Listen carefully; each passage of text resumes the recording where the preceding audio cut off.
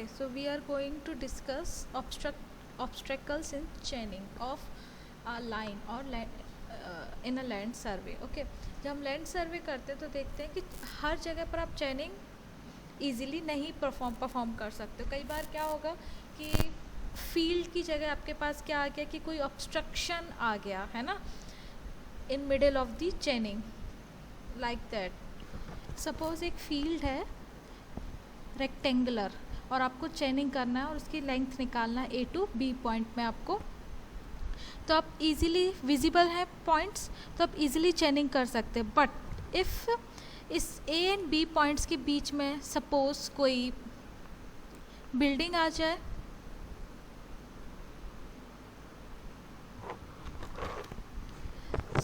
Suppose कि कोई building आ जाए तो क्या होगा, ए एंड बी जो है उसके बीच में विजिबिलिटी आपकी पॉसिबल नहीं है। यहाँ पर विजिबिलिटी नहीं है, आप चेनिंग नहीं कर सकते। ओके, या फिर हो सकता है बिल्डिंग की जगह पर क्या हो जाए, कोई लेक और रिवर आपकी आ जाए। ओके, सपोज कोई रिवर आ जाए तो क्या है, विजिबिलिटी तो आपकी क्लियर है बट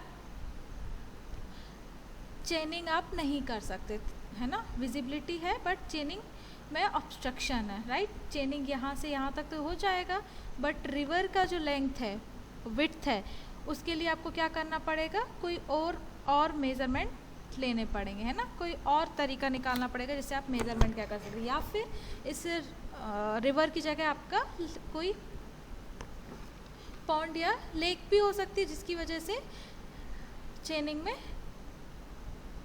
ऑब्स्ट्रक्शंस आए। ओके, तो इस तरीके से कुछ ऑब्स्ट्रक्शंस होते हैं चेनिंग में, इसी को हम इस चैप्टर में डिस्कस करेंगे now. So basically obstacles are three types, are of three types. First, chaining free, आप चेनिंग इजीली कर सकते हो बट विजिबिलिटी ऑब्स्ट्रक्टेड है ना। आप विजिबल जो पॉइंट्स है ए एंड बी के बीच में वो विजिबल नहीं है। फर्स्ट, जहाँ पर हमने इनडायरेक्ट रेंजिंग में देखा था, सपोज कि आपका कोई हिली रीजन है, हिली रीजन में आपको यहाँ पर point A and point B, इसके बीच में आपको चेनिंग करनी है, तो क्या होगा, आप ऑब्स्ट्रक्शन कैसा है कि A and B are not visible to each other. Ranging rod यहाँ पर एक ए है और बी है और दोनों ही रेंजिंग रॉड्स को आप एक दूसरे से पॉइंट से नहीं देख सकते। तो क्या करा था हमने इनडायरेक्ट रेंजिंग में, हमने इंटरमीडिएट पॉइंट्स को by method of indirect ranging हमने इंटरमीडिएट पॉइंट्स को लोकेट किया हुआ था और फिर इन इंटरमीडिएट पॉइंट्स के बीच में हमने चेनिंग की हुई थी। Okay, like this।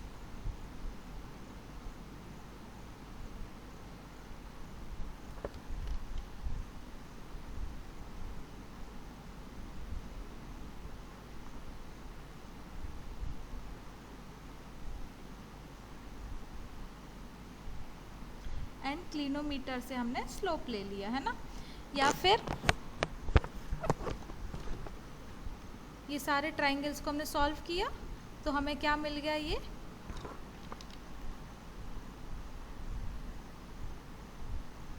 Horizontal distance, right.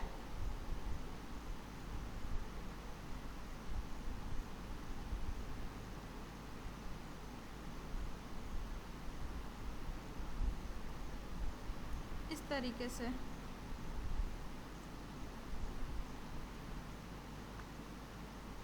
ये क्या करेंगे, 90 डिग्रीज पर है तो मैं ये direct A and B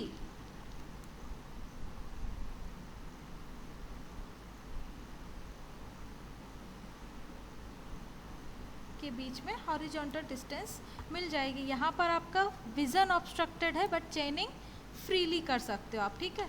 so second type of obstruction हो जाएगा chaining obstructed vision free.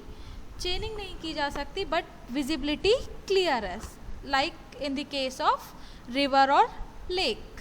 Okay, suppose A and B points के बीच में चेनिंग करनी है, विजिबिलिटी आपकी क्लियर है बट बीच में क्या है आपका, लेक आ गया है या फिर आप कह सकते हो कोई पॉन्ड आ गया है ना, तो वहाँ पर क्या होगा, सपोज ये लेक है और रिवर, ओके, सो क्या होगा, आप विजिबल है, रेंजिंग कर सकते हो, बट क्या चेनिंग कर सकते हो आप, चेनिंग परफॉर्म नहीं कर सकते, राइट, रेंजिंग इजीली हो जाएगा आपका,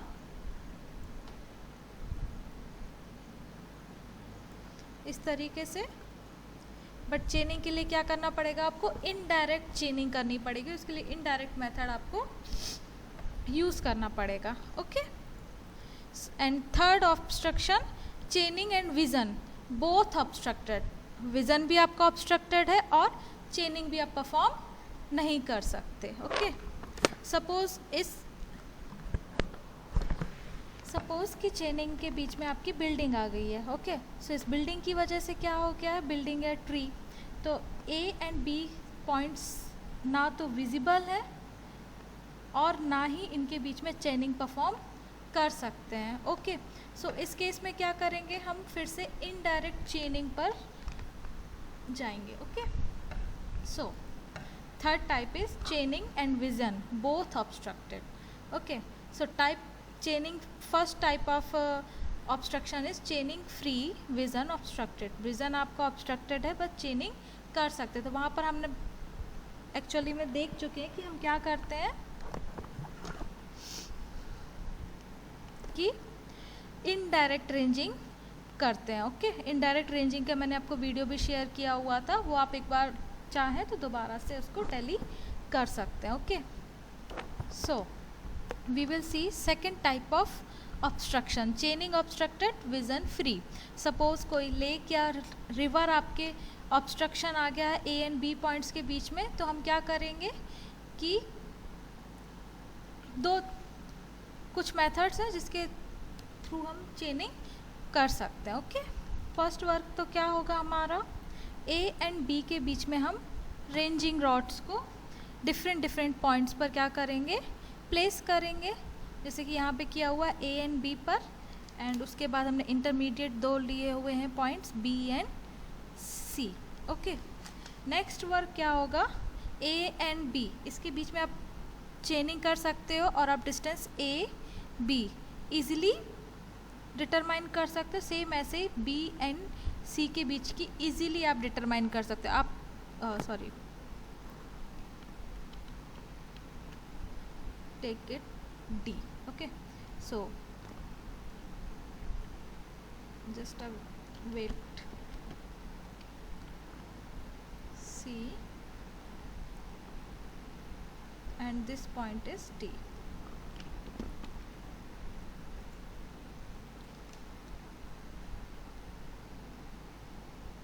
D. So C and D और A and B आप easily determine कर सकते हो by direct chaining, but B and C के लिए आपको क्या करना पड़ेगा, indirect chaining पर यूज़ करना, indirect chaining आपको यूज़ करनी पड़ेगी, ओके। सो दो कुछ इसके टाइप्स हैं, कई तरीके से आप इसको क्या कर सकते हो, बी सी को डिटरमाइन कर सकते हो indirect by indirect methods, okay. So obstruction भी दो तरीके से हो सकते हैं कि आप चेनिंग कर सकते हैं और when the obstacle can be chained around a pond और अ थॉर्नी हेज, तो वहाँ पर आप क्या कर सकते हैं, वहाँ पर डायरेक्ट चेनिंग तो नहीं कर सकते, लेकिन आप उसके आसपास के एरिया में चेनिंग ईजिली कर सकते हो। एंड सेकंड क्या आता है, when the obstacle can not be chained around river, suppose river है, रिवर को आप चेनिंग नहीं कर सकते, एक पॉइंट से दूसरे पॉइंट पे क्रॉस नहीं कर सकते, ठीक है। तो first we will take first case कि सपोज आपकी पॉन्ड है और आप ए एंड बी को किसी और पॉइंट से आप मेज़र कर सकते हो, तो हम क्या करेंगे कि सी जो पॉइंट्स थे हमारे बी एंड सी, इसी के ही परपेंडिकुलर दो और रेंजिंग रॉड्स का यूज़ करेंगे,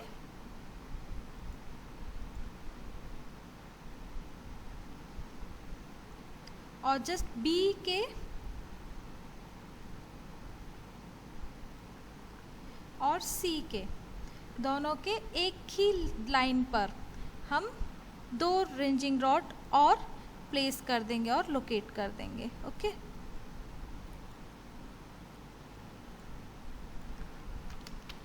सो जो डिस्टेंस B एंड C के बीच में होगी, न्यू पॉइंट्स ले लीजिए जो हमने लिए हुए हैं, B dash and C dash, B dash and C dash. हम इसके बीच में इजीली चेनिंग कर सकते हैं, तो क्या हो जाएगा, हमें BC की भी डिस्टेंस मिल जाएगी क्योंकि ये BC is equal to B dash C dash. या तो इस तरीके से कर सकते हो, या सेकंड ऑप्शन है आपके पास, सेकंड ऑप्शन है कि आप B के स्ट्रेट में, ओके, B से जस्ट स्ट्रेट में एक और पर आप क्या करें, पॉइंट B डैश लोकेट करें by the help of ranging rod and take distance between, ये आपका 90 एंगल है,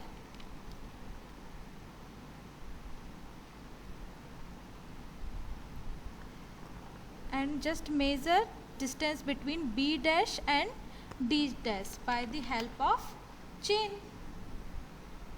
Okay,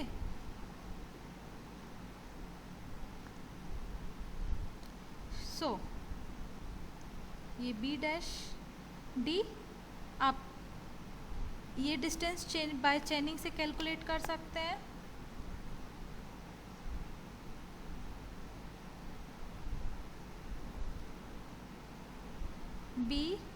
बी डैश चेनिंग से निकाल सकते हैं, आप B डैश D निकाल सकते हैं। आपको BB डैश पता है, BD डैश पता है, तो ये आपका क्या हो जाएगा, परपेंडिकुलर। सो आप परपेंडिकुलर को इजीली कैलकुलेट कर सकते हो by Pythagoras theorem, right. BD dash square minus BB dash square, you will get BD। Okay, या तो ये मेथड है, या इसके अलावा भी क्या मेथड है, इस तरीके से A एंड B पॉइंट्स पर आप क्या करें, एक 90 एंगल